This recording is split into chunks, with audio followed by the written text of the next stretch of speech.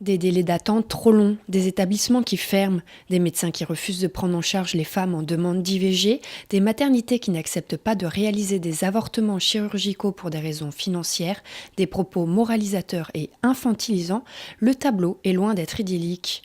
Pourtant, le corps médical ainsi que l'opinion publique restent totalement indifférents à cette situation. Il y a plusieurs niveaux.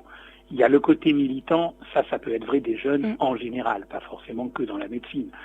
C'est que il y a eu des périodes plus militantes, et puis que quelque part, et des fois en toute bonne conscience, si je puis dire, c'est pas, ils sont persuadés que il n'y a plus besoin du combat, que c'est un droit acquis pour les femmes, point final.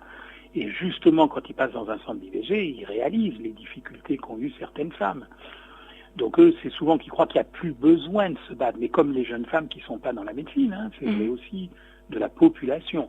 Donc il y a ce côté moins militant. Parce que cela fait 40 ans que la loi est passée, tout le monde pense que le droit à l'avortement est un droit acquis. Mais il reste encore un droit précaire dans plusieurs régions et pour plusieurs Françaises. Des solutions doivent être mises en place. Certains acteurs de la société ont donc décidé d'agir.